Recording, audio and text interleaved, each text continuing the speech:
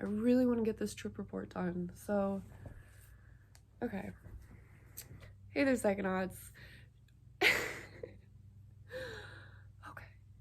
It's actually a known fact that it is impossible for me to start a video. True story. Very true. Hey there, Psychonauts. Today I have a trip report for you, and I don't even know where to start. So, it was only 1 gram, but here's the thing. There's a lot of confusion that I can't really get into. This 1 gram trip made me look back on my 5 gram trip like, what actually happened? I do remember something I wrote down like 30 minutes into my 5 gram trip was, I feel like I'm on DMT. And I was not joking. I was not joking. Now, I didn't get to that feeling on the 1 gram, but it was very intense, way more intense than I was expecting for a 1 gram trip.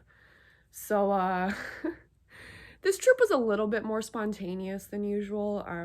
A lot of times, especially for high dose trips, I plan them out a while in advance, but this was just a spontaneous 1 gram trip.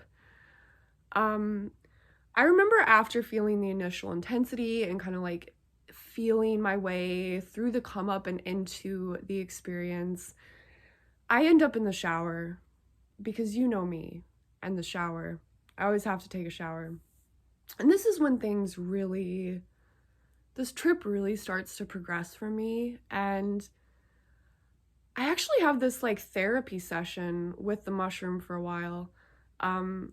You know, with high doses, I think you sometimes just go straight to the reality dissolving, and maybe you somehow bypass some of the psychoanalysis sometimes. But in this, you know, more moderate dose trip, I was finding there to be a sort of therapeutic theme to it. So I was in the shower, and yeah, I was kind of getting a little glimpse of some of the pain, you know, personal things. What I really remember is, okay, so I had this strange experience.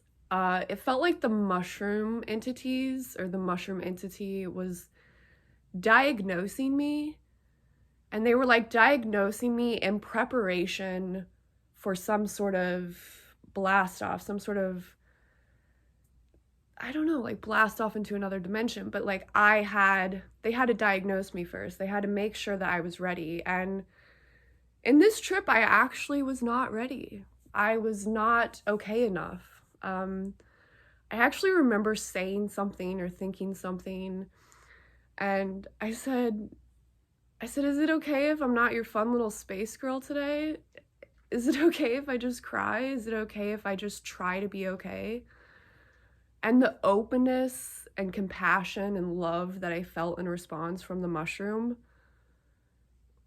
probably had the most therapeutic value that I've experienced in quite a while. So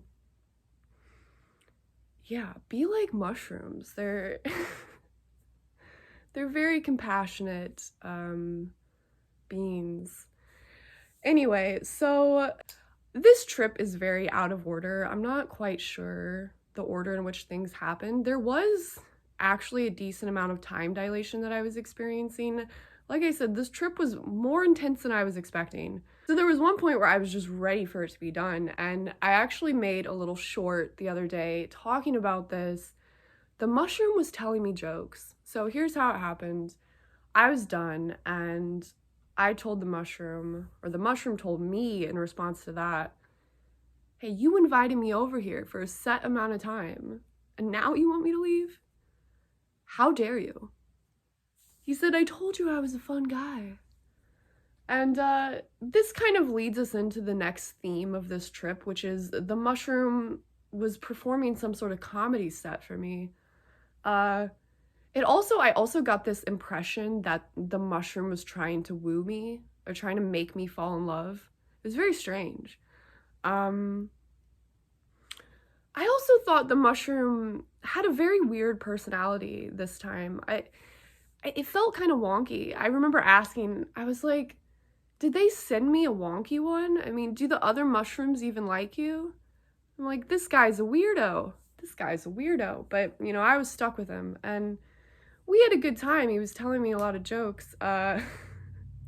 It's funny, we're having this dialogue, and I remember, like, thinking, like, oh, I'll tell people about this, but it's kind of funny, because, like, on some level, it's like, well, no one's, like, really gonna believe that that's what was happening.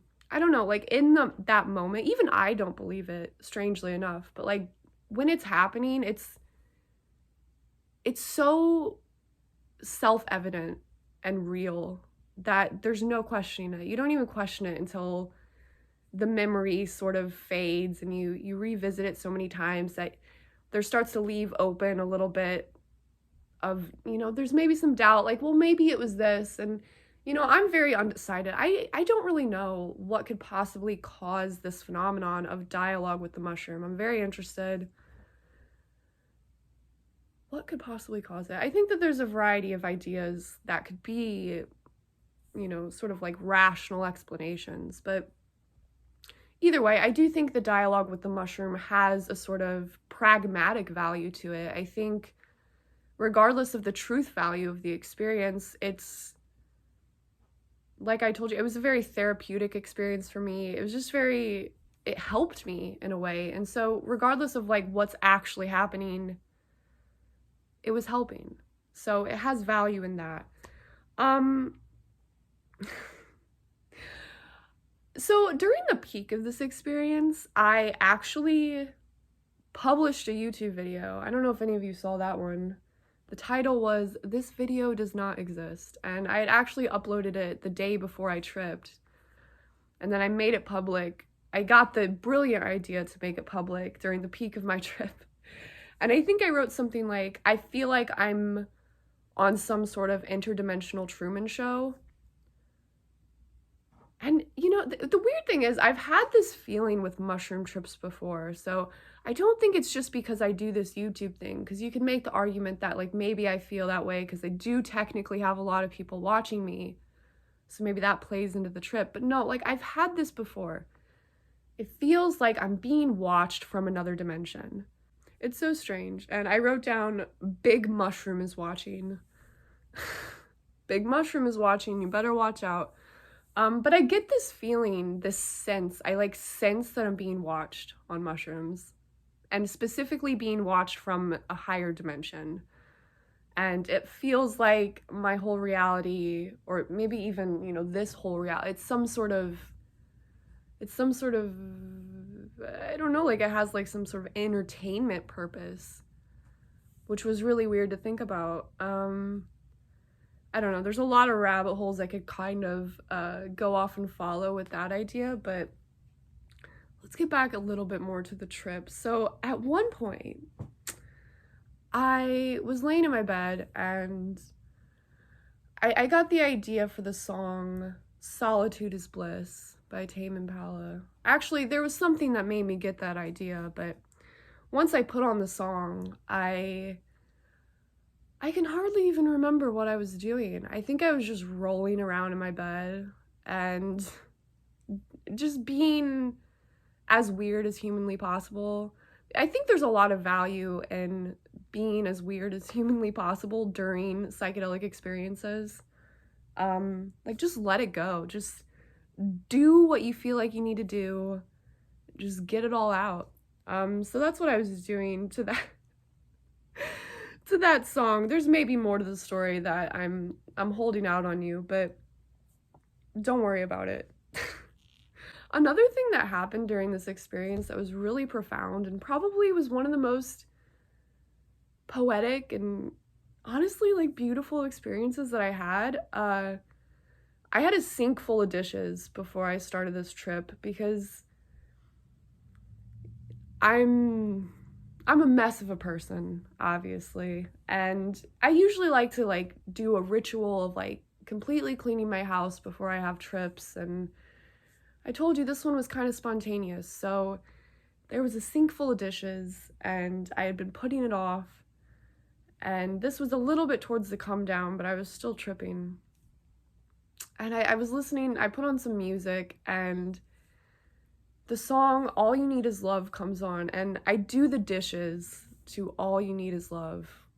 And I think I'm even like crying at some point, like how beautiful it is, like how like such a simple thing can be so like monumentally hard sometimes, but all you need is love. I don't know. It was a nice it was a nice sort of conclusion to the trip.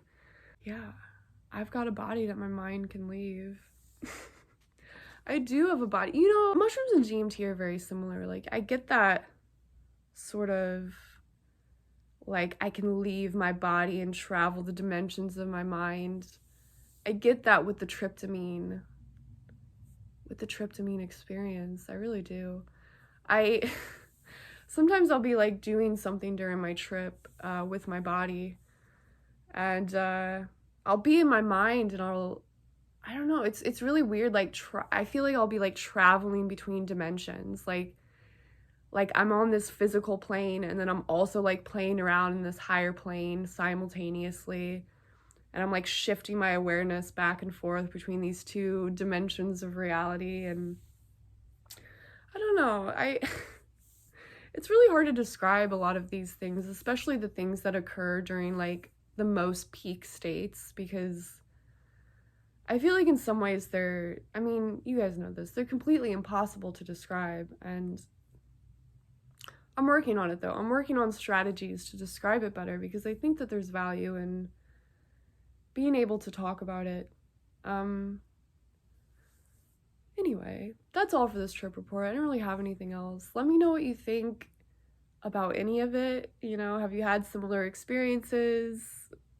I don't know. Just tell me what's up, and you'll hear from me. I didn't respond to any comments. I don't think I wrote any responses to any comments on that video that I released during the mushroom trip. For obvious reasons, I couldn't get my mind together to respond, but I just, you know, anyway. I'll see you guys in the next one.